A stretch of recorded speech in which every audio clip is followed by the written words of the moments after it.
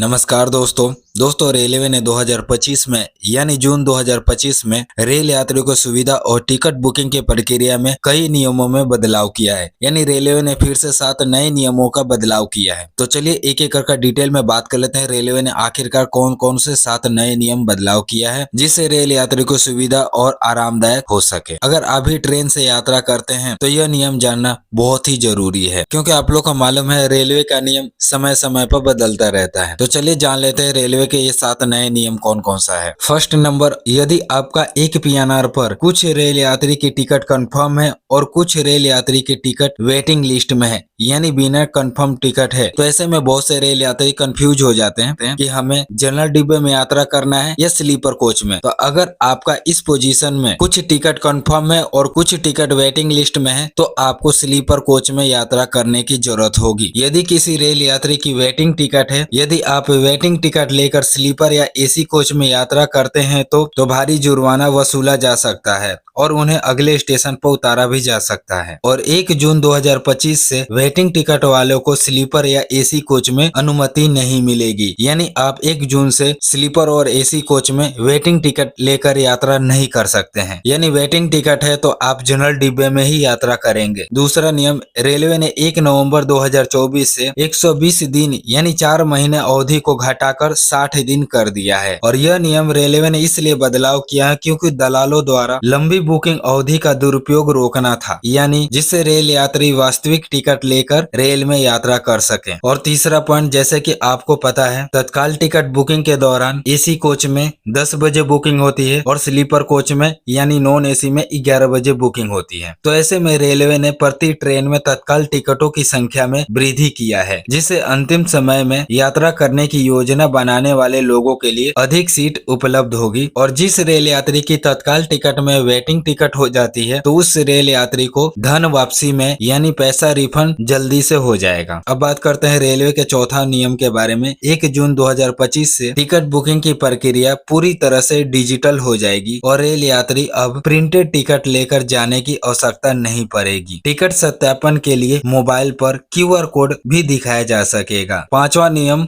अगर आपका टिकट रद्द हो जाने पर 5 से 7 दिन के अंदर में पैसा रिफंड होता था, उसके बजाय आपको 48 घंटे के अंदर में धन वापसी की जाएगी। यानी 48 घंटे के अंदर में आपका पेमेंट रिफंड होगा। और दूसरी बात, यदि आपका ट्रेन निर्धारित प्रस्थान समय से 2 घंटे से अधिक विलंबित होती है तो यात्री यात्रा नहीं करते हैं तो उन्हें स्वचालित रूप से धन वापसी मिलेगी। और स्लीपर क्लास के टिकटों के लिए अब मामूली रद्दीकरण शुल्क लिया जाएगा, जबकि पहले कुछ मामलों में यह माफ था। अब बात करते हैं रेलवे का छठा नियम। 1 जून 2025 से IRCTC वेबसाइट और मोबाइल ऐप के माध्यम से टिकट बुकिंग करने के लिए OTP आधारित मोबाइल नंबर सत्यापन अनिवार्य होगा। यानी अब IRCTC लॉगिन करेंगे तो उस समय आपके पास यानी OTP आएगा, उसके बाद IRCTC वेबसाइट लॉगिन होगा। और यह नियम रेलवे ने इसलिए बनाया है जिससे दलालों से इन सभी टिकटों को रोका जा सके, क्योंकि बहुत से दलाल क्या करते हैं, फर्जी IRCTC वेबसाइट बना लेते हैं और दूसरे किसी पर्सनल आईडी से